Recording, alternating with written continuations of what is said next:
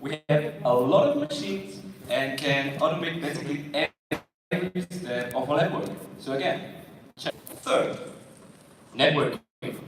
We can share knowledge for databases, and many layers are networked with each other. That works. So again, check. So what is missing? What is this spark we need to revolutionize this industry? Well, it's acceleration. Let us think about how lab life looks like. You study work amplifying energy via PCR and wait. You assemble it into an entry vector and wait. You transform, you plate, you transform, recover, plate, pick, inoculate, and harvest your plasmid. And between all of these steps, you wait, and wait. And every day, we are waiting for our chassis to grow and to produce resources. But now, it's time to stop this. We've found a way how to reduce your annoying incubation times. We've found the missing spark. And here is it. Vibrio nitrogens, a novel chassis that is going to roll up our lab life. This bacterium is the fastest reproducing organism in the world. It was firstly described by William Payne in 1958, who isolated it from salt marshes in Georgia and reported its incredibly fast doubling time. And then, it was forgotten. It was just 2 years ago that scientists rediscovered it and published the first bio papers. So the first moment we could measure our growth curves. And measure it as a reference and determine a doubling time of 25 minutes and an optical density of 4 after 8 hours. Now, to show you Vibrio nitrogen's growth, we have to rescale the axis. Subsequently, we made some experiments to characterize a common project. So we tested and achieved a doubling time of 7 minutes in normal and B media, enriched with described by Munich and colleagues. We tested its pH tolerance. We tested its tolerance against 8 antibiotics. We were told to check its mutation rate and determine experimentally that it isn't higher than E. coli. And we sequenced the genome with Illumina and compare it to cells, pick the colonies, inoculate the liquid cultures, and harvest a plasmid, all in 1 day. And we were so excited about these results that we decided to share experiences with other groups and call to life the Vibragens InfoLab study. Here we sent our strain, plasmids, media, and our protocols to different groups dispersed all over Europe. 11 teams from 6 countries agreed to participate and were told to make some growth curves and transformations. We evaluated the results and asked them for their experiences and found out there is still something to improve. There is still something to improve. There is still something missing to establish Vibrio nitrogens in the labs. So, what do we need to spread the spark and ignite the fire? To answer this question, let's go back to E. coli. Was this organism always as easy to handle in the lab as we are used to nowadays? No, it was not.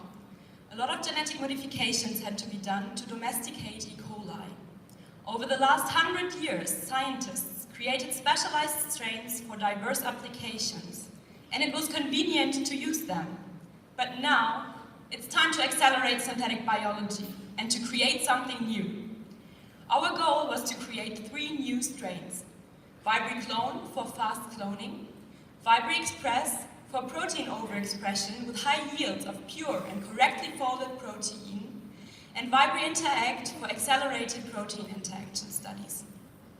But first we had to find the right methods to modify the genome of Vibrio nitrogens. Creating 3 new strains with multiple modifications, different mutations, deletions and integrations in less than 1 year, there was no time to waste. And we tried to save time in every step. For instance, the preparation of competent cells. Is there a way to perform transformation without preparing competent cells? Vibrio nitrogens harbors the answer. It's natural competence. Natural competence is the ability to take up free DNA from the environment. And this ability is regulated by a protein named Phage. You can easily perform natural transformation without wasting your time in aliquoting and freezing cells before. Just inoculate a liquid culture in which you induce the Phage expression, and if the culture is dense enough, you add some ocean salt medium to the cells and your DNA and let them incubate while you can use your time in a meaningful way. Using a strain in which we were able to induce the Phage expression and control the natural competence, we could use linear DNA fragments instead of time-consuming plasmid-based methods to modify the genome of Vibrio nitrogens. And we combined this great tool with a flip FRT system for site-specific recombination to create different knockouts. For strain engineering, not only deletions are required, but also integration of desired genes. So we characterized 15 possible integration sites and could identify 2 of them as suitable. And combining these methods, we created VibriClone, a strain for fast cloning, deficient in a nuclease to improve the plasmid preparation efficiency. And for further improvement of the strain, we were advised by Matthias Zobrik. The CEO of Crystal's First, Dr. Sergei Glinka, told us that a new strain for protein overexpression would be of high interest for drug design, so we started to establish the T7 system in VibriExpress. And since a lot of scientists are not only interested in one protein, but also in its interaction partners, we successfully created VibriInteract, a strain for accelerated protein interaction studies.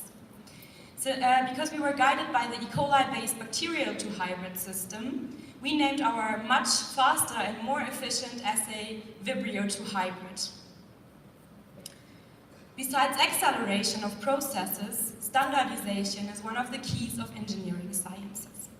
Combining our fast-growing strains with a Golden Gate-based toolbox, we would like to provide other iGEM teams and the whole scientific community with the Marburg collection, a modular cloning toolbox with maximum efficiency because of the freedom of choice to select ORIs and resistance cassettes that suit your applications best. To our knowledge, the Marburg toolbox is the first toolbox enabling de novo assembly of plasmids. Synthetic biology is a discipline based on rational design, and it requires the characterization of genetic modules. We realized that standard workflows used for E. coli are not applicable with the fast growth rate of Vibrio nitrogens. So we developed our own measurement workflow that fits the fast growth rate of this amazing organism. And this way we characterized parts of each category of the Marburg collection, like our promoters, and we also characterized ribosome binding sites, terminators, and our novel connectors. And the Marburg collection has a total part number of 123 parts for the usage in Vibrio nitrogens. And all this work was done for all of you. So check out our wiki page or the QR code at the end of our presentation to download the complete Marburg collection. What could be an application for this amazing toolbox? Metabolic engineering, for instance. Designing new pathways for highly interesting products like artemisinic acid to solve global problems like malaria. To achieve such a great result, a lot of different combinations of parts need to be tested to optimize a new pathway. Consequently, metabolic engineering consists of much trial and error and a lot of failures prior to success. Our goal is to accelerate metabolic engineering using Vibrio nitrogens as a new chassis and establishing an optimized workflow. As a proof of concept, we decided to produce 3-hydroxypropionic acid because the US Department of Energy recommended it as an alternative for fossil oil. The pathway we chose is based on the conversion of acetyl-CoA to malonyl-CoA by the acetyl-CoA carboxylase, and then a second enzyme, the malonyl-CoA reductase, reduces malonyl-CoA to 3-hydroxypropionic acid. But how do we establish this pathway in such a short time? For this, we created a workflow based on the design-build test cycle and started modeling the optimal enzyme ratios for maximum efficiency. And we included these calculations in our experiments and could successfully produce 3-hydroxypropionic acid. Combining all aspects of our project, like the model, our pathway library, the method of natural transformation, and the fast growth rate of Vibrio nitrogens, we created an optimized workflow for accelerated metabolic engineering. But is this the best way to go, or is there something else that could further accelerate designing new pathways? What about enzyme engineering? There are several ways to produce 3-hydroxypropionic acid, and one of them is more efficient from the thermodynamical point of view, converting malate to 3-hydroxypropionic acid. But wait, unfortunately, the enzyme that could catalyze this reaction is missing. Doesn't matter, let's create it from scratch. Using molecular dynamic simulations and quantum mechanics calculations, we designed an acetolactate decarboxylase in order to catalyze the reaction from malate to 3-hydroxypropionic acid. And taking all this together, strain engineering, the Marburg collection, and fast metabolic engineering, we will accelerate synthetic biology. And our project probably won't save the world, but we are helping you to save the world.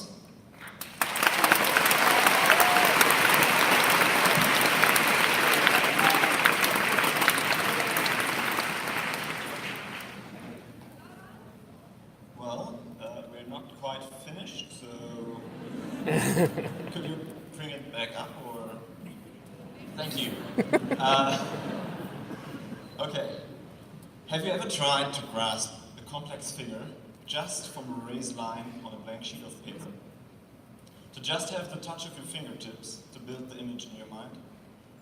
That's day-to-day life for a blind scientist.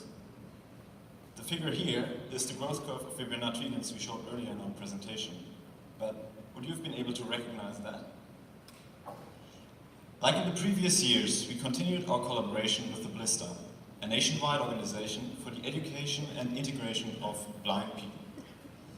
It also located in Marburg, it runs Germany's only high school, exclusively educating and preparing visually impaired and blind pupils for university. Having this long-standing partnership gave us a good starting point, but we also wanted to add our own ideas to it. And building on a strong foundation, reliably connecting people is very important to us. So we invited a group of senior high school students from the Blister in our university lab, where we conducted experiments together for a couple of days. Exploring pH, chemical synthesis, and measuring growth curves for E. coli as well as for Vibrio nitrogens and comparing them. It was amazing to see how enthusiastic they were. And many of them were genuinely interested in pursuing a scientific career. Good that we had done thorough research into that ahead of time. Regrettably, not all university officials could imagine having a blind student in their labs. Still, there were many that could imagine hosting blind or visually impaired students, so we could report ways to successfully graduate from our university with visual impairment. We also connected with previous alumni from scientific fields to implement their experience into our advice. This way, we also met Victor, a blind bioinformatics student from the University of Gießen, or neighboring university. He too became very excited when he heard about iGEM, and it was his idea to design our wiki fully accessible. We achieved this by implementing detailed descriptions of every figure and every graph into the source code of our website, which can later then be read by screen reader. We also included a scroll bar at the side of our website to make it more easy to navigate. Being located at the heart of Germany, the iGEM teams from Marburg also traditionally host the German iGEM meetups. And this year, every German team at the Giant Jamboree was represented. With over 100 young, aspiring scientists to connect, exchange and socialize, we discussed the future of synthetic biology. A future in which we think Vibrio nitrogens will play an important role. A future where synthetic biology will start helping us healing the scars of our world, feed us and connect us. A future where automation and standardization will transform genetic modification from artisan craft to accurate science. And we want to invite you to come with us, to strive with us for this future, to together use fibrogens and together accelerate synthetic biology. And I don't know whether you noticed, but we designed this presentation to be fully barrier-free. You could have followed everything we said without having one look at the slides. So I think that's the way to go. And we believe this to be a great chance for iGEM, because if iGEM was to make this barrier-free wiki a requirement for the future teams, maybe, it could change the way scientific content is represented in the internet, making it much more accessible for everyone. We couldn't have done nearly as much if it wasn't for the support of our PIs, Professor Dr. Lange and Dr. Georg Fritz, and the advice of our advisors and support from our sponsors. So a big thank you to them, and thank you for your attention. Also, if you have any more questions or are interested in learning more, you can contact us or comment on our wiki page. Thank you for your attention.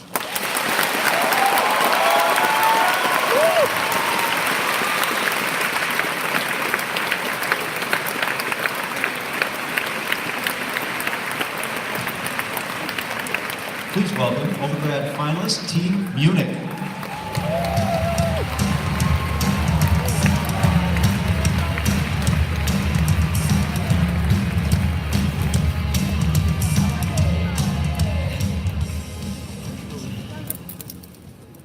Okay, wow, this is amazing. I love iGEM. All right. Yeah.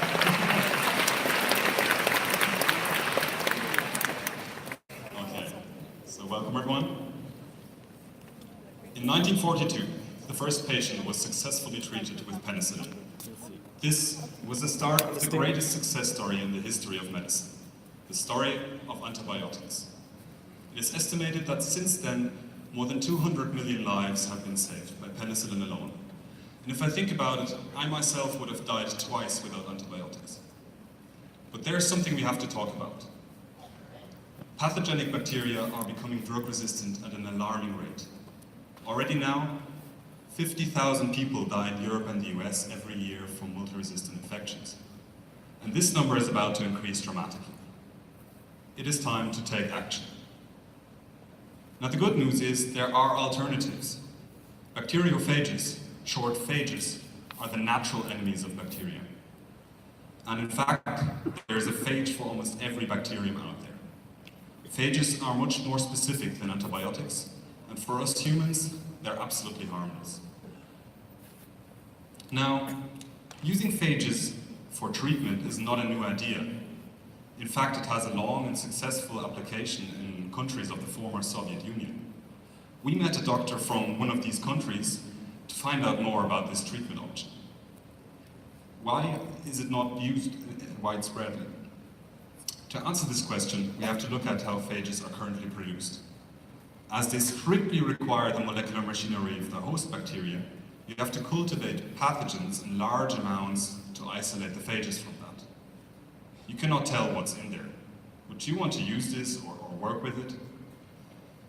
We reinvented phage production. We present to you Factory, a strain-independent, quality-controlled and safe way to manufacture bacteriophages. Now, in the initial phase of our project, we met with leading phage experts to find out how to design our project. And they defined 4 criteria that have to be fulfilled. So first, the phages have to be free of any contamination. The phages have to be correctly identified. The product has to be made absolutely toxin-free. And it has to be made storable for long-term use. So with these 4 criteria in mind, we set out to design our project. And the basic concept behind it is to use a cell-free system to express phages on the basis of a DNA template.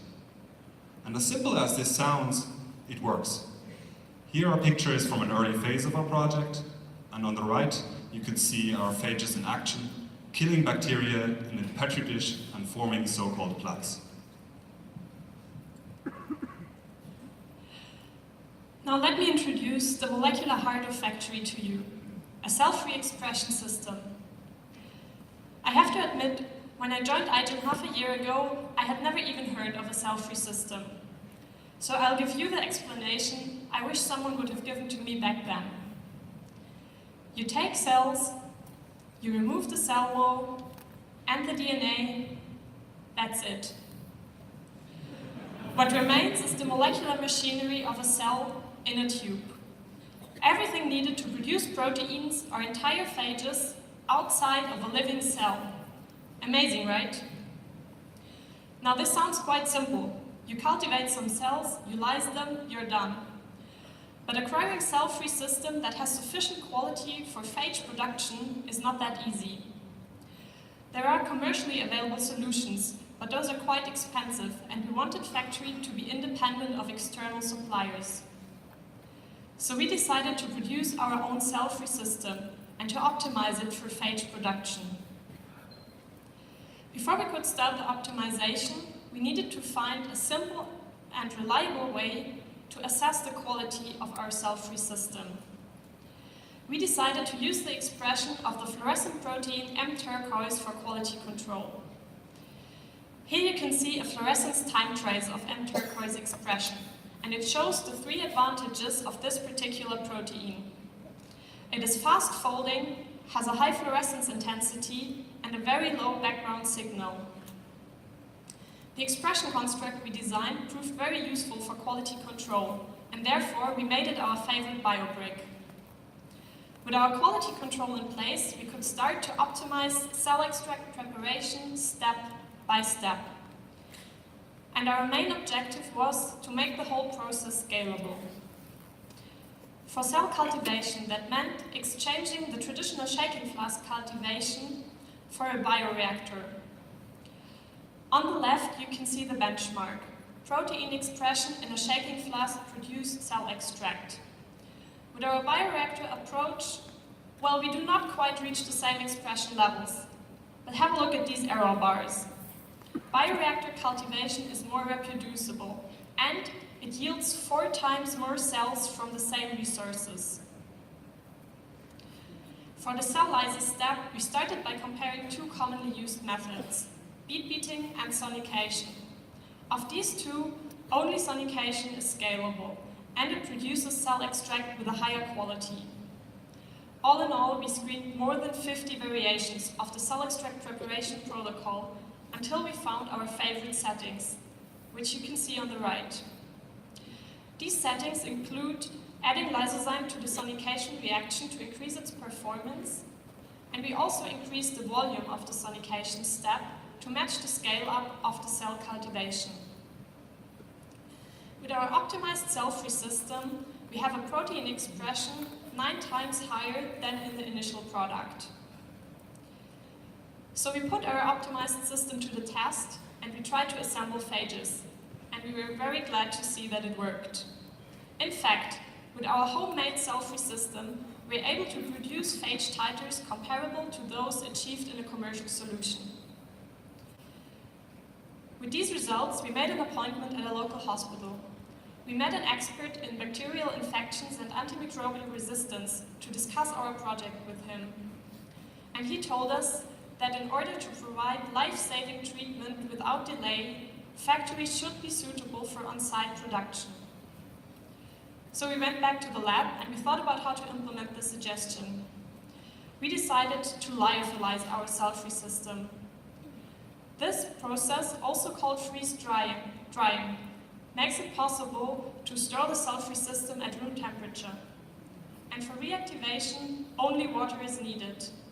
And the best thing is, in our lyophilized cell-free system, we can still produce phages at medically relevant concentrations. Now let's take a step back and look at what we accomplished so far. We optimized the cell-free system by making the preparation process scalable and implementing quality control. Through lyophilization of our cell-free system, Factory is able to produce phages on site. And down here you can see the variety of phages we were able to assemble.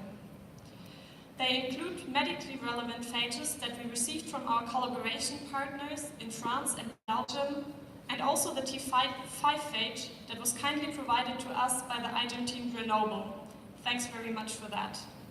Factory can produce any phage anywhere.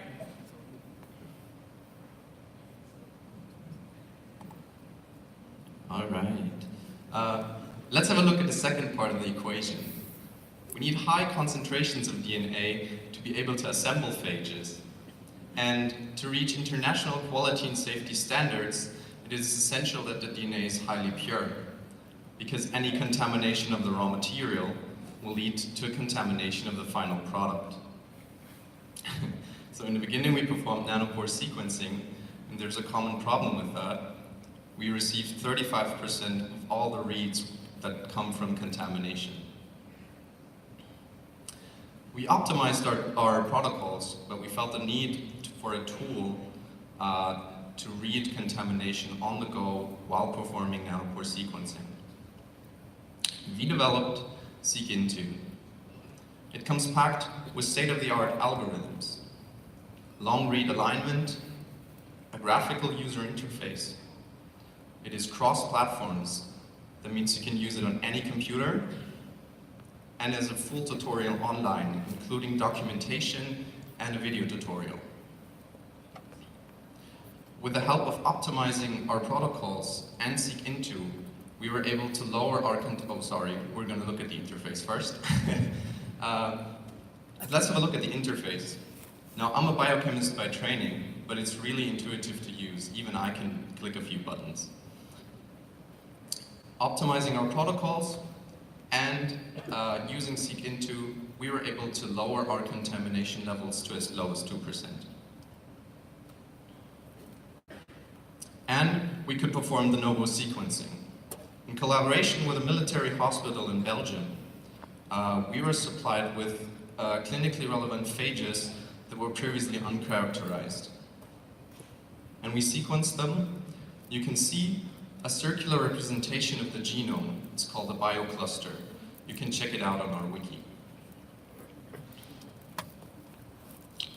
While phage assembly in our system appears very simple, it's actually highly complicated. In fact, it is probably one of the most sophisticated self-assembly processes in synthetic biology. And because it's a temporally orchestrated process, that means every component depends on the previous. It involves processes like the expression of the T7 polymerase, capsid expression, self-assembly of the capsid, and DNA packing. There's also a positive feedback loop where the T7 DNA polymerase amplifies its own genome.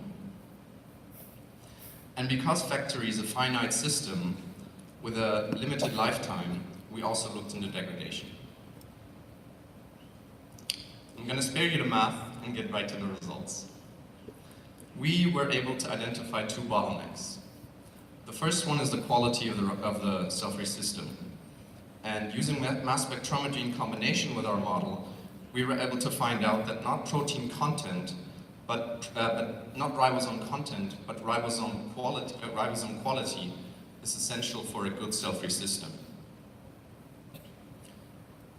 The second bottleneck is DNA concentration. In the graph, you can see how much DNA is needed to achieve a certain phage titer. And you can also see that below a certain threshold, it suddenly doesn't quite work. But our model works. In fact, when we compared it to the experimental data, we found that it's only off by 0.1 nanomolar, which I think is insane. Back to the equation. We've integrated software to better look at contaminants, and we've added a model to better understand the entire system. And, sorry, I'm not going to go there, but our cell-free system can do so much more. We can not just use DNA as raw materials, but we can also use RNA and proteins. To our knowledge, nobody has ever done that before. We can integrate purified proteins in combination with DNA into one single phage. So we thought of using this as a means for imaging or purification. So we added a his tag and a yellow fluorescent protein to one of the capsid proteins called HOC. HOC is incorporated into the phage's capsid and can be purified by nickel affinity chromatography. We did that, which you can see on the spot test I just pulled up. The fluorescent imagery shows low autofluorescence in the negative control and high autofluorescence in the sample. We can produce any phage, anywhere, with any modification. Thank you.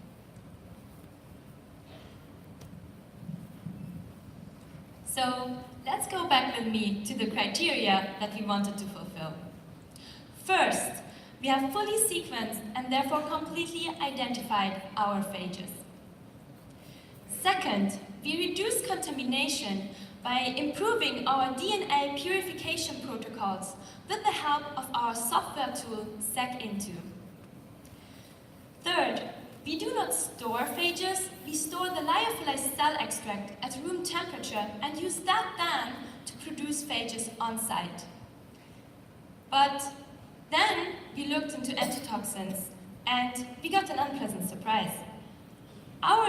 The level of our endotoxins in our cell extract was almost equally high as that of a solution with lysed bacteria. That does not fit our safety criteria, and you cannot possibly treat a patient with that. So we had to find a solution. But what should we do? We looked into the biosynthesis pathway of lipid A, which is the most immunogenic endotoxin.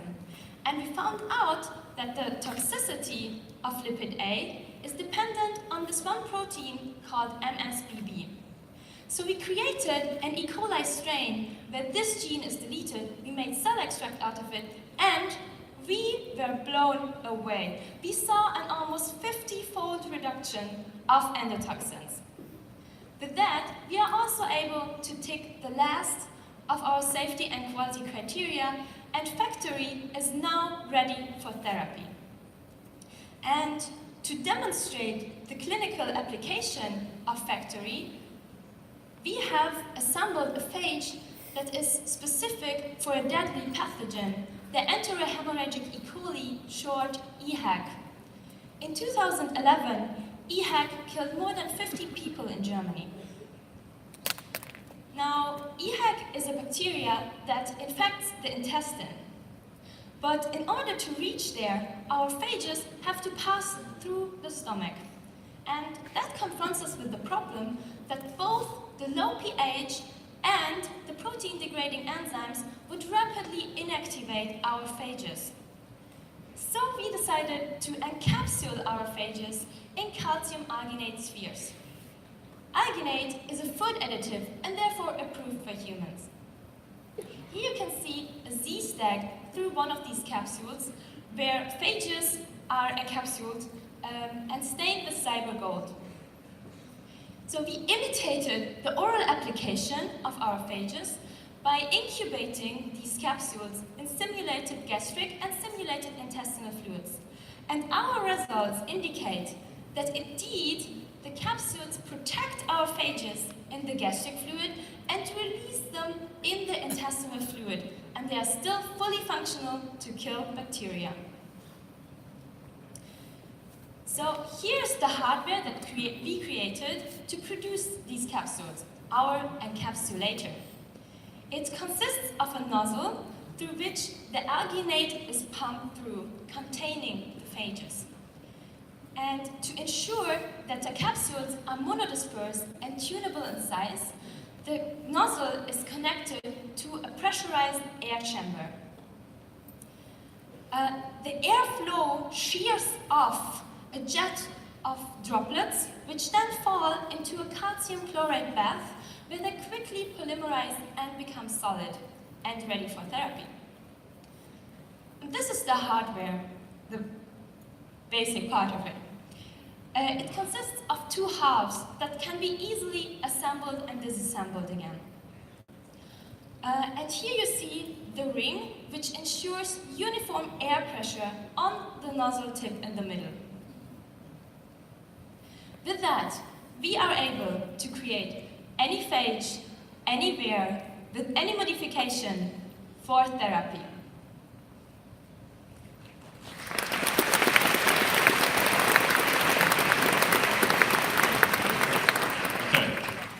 So we envision Factory at the core of a manufacturing line for personalized phage therapy. Based on rapid diagnosis, suitable phages can be selected from a library of DNA and then produced right in the hospital. And this brings down production time to less than 1 day and cost of production to less than $5. So I would like to thank all the people that were in Munich for the European meetup. In case you've missed it, we upload the great talks that were given there to YouTube. Check them out. We believe science lives from two things: sharing and teaching. And in this respect, I would like to point out the importance of our education and engagement activities, and maybe make you interested in our microfluidic bacterial soccer oracle, oracoli. I would like to thank our labs that hosted us.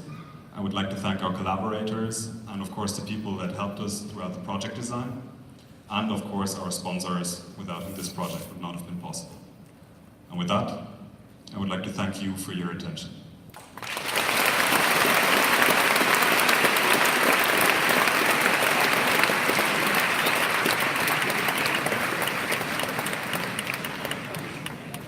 Please welcome undergrad finalist, University of California, San Diego.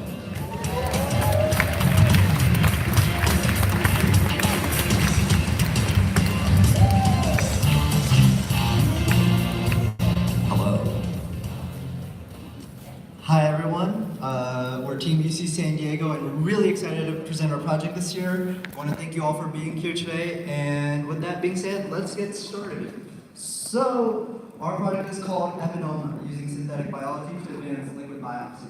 And so the first thing our team did was take a closer look at the status quo of cancer diagnostics, and what we learned was that the prevailing method was tissue biopsy. Essentially what happens is a clinician goes in and excises a piece of the tissue